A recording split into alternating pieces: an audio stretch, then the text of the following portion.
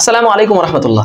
সাবেক প্রধানমন্ত্রী শেখ হাসিনার শিল্প ও বিনিয়োগ উপদেষ্টা সালমান এফ রহমান যখন তাকে আদালতে ওঠানো হয়েছিল এবং তার সাথে সাবেক আইনমন্ত্রী আনিসুল হক যখন তাদের দুজনকে একসাথে আদালতে ওঠানো হয়েছিল, সেই দিনের একটা ঘটনা আপনারা সকলেই জানেন যে ওনাকে অর্থাৎ সালমান এফ রহমানকে একজন পিছন থেকে বা সামনে থেকে একজনে ডিম নিক্ষেপ করেছিল, পচা ডিম নিক্ষেপ করেছিল।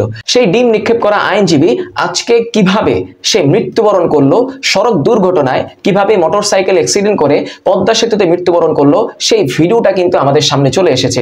প্রিয় দর্শক, আপনাদেরকে সেই ভিডিওটা দেখাবো কিভাবে সে লাইভ করতে গিয়ে তার মৃত্যু হয়েছে। পুরো ঘটনাটা আপনারা এই ভিডিওটা দেখলে জানতে পারবেন এবং আজকের ভিডিওটা কিন্তু প্রত্যেকটা মানুষের কাছে শেয়ার করে দিবেন, প্রত্যেকটা মানুষই যেন এই ভিডিওটা দেখতে পারে এবং তার মাগফিরাতের জন্য দোয়া করতে পারে। তো প্রিয় দর্শক, বকবক করব না, কথা বাড়াবো না, আমি আপনাদেরকে বলবো আমাদের ইউটিউব চ্যানেলটি এখনো সাবস্ক্রাইব করে না থাকলে আমাদের ইউটিউব চ্যানেলটি সাবস্ক্রাইব করে রাখুন, নিত্য নতুন বস্তুনিষ্ঠ সকল খবর সবার আগে পাওয়ার জন্য। আপনার একটি সাবস্ক্রাইব কিন্তু আমাকে পরবর্তী ভিডিও বানাতে অনেক অনেক উৎসাহিত করে। সাবস্ক্রাইব করলে কিন্তু ভাই টাকাও লাগে না, আপনার আঙ্গুলটাও নষ্ট হয়ে যাবে না। চলুন কিভাবে সে অ্যাক্সিডেন্ট করলো সেই ভিডিওটা আমরা দেখে আসি।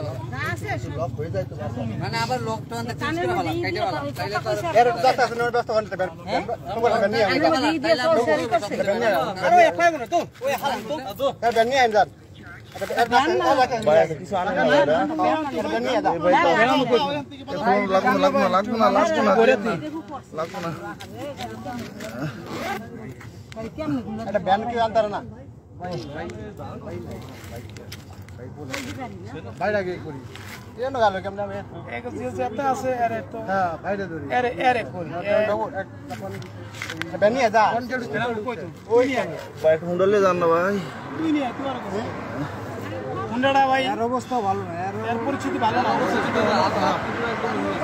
সেনাবাহিনী এই জায়গায় কোনো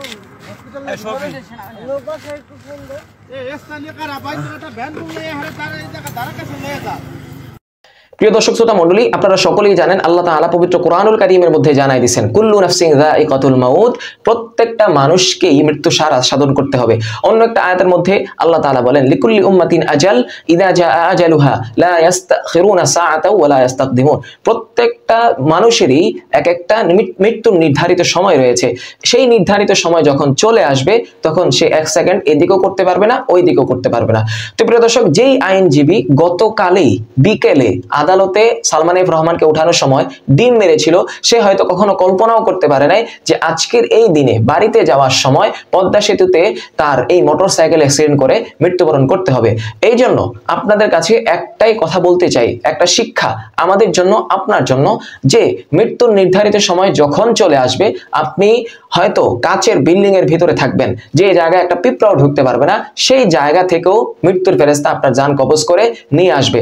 অতএব দুনিয়ার মধ্যে থাকতে আপনারা সকলেই ভালো কাজ করুন, যেটাই করবেন ন্যায়ের পক্ষে করুন। সে যেহেতু আইনজীবী ছিলেন, উনি যদি ন্যায়ের পক্ষে কথা বলে থাকেন, ভালো মানুষের পক্ষে লড়ে থাকেন, তাহলে আল্লাহ পাক রব্বুল আলামিন তাকে অবশ্যই জান্নাত দান করবেন। তো সকলেই তার জন্য দোয়া করবেন, আল্লাহ যেন তাকে জান্নাতবাসী করেন এবং দুনিয়াতে তার পরিবার যারা আছে তাদেরকে যেন আল্লাহ তাআলা ধৈর্য ধারণ করার তৌফিক দান করেন। সকলেই ভালো থাকবেন। আজকের ভিডিওটা প্রত্যেকটা মানুষের কাছে শেয়ার করে দিবেন। আমার ইউটিউব চ্যানেলটি সাবস্ক্রাইব করে রাখবেন। নিত্য নতুন বস্তুনিষ্ঠ সকল খবর সবার আগে আপনি পেয়ে যাবেন। আপনার একটি সাবস্ক্রাইব, আপনার একটি শেয়ার, আপনার একটি লাইক, কমেন্ট কিন্তু আমাকে পরবর্তী ভিডিও বানাতে অনেক অনেক উৎসাহিত করে। সকলেই ভালো থাকবেন। আসসালামু আলাইকুম।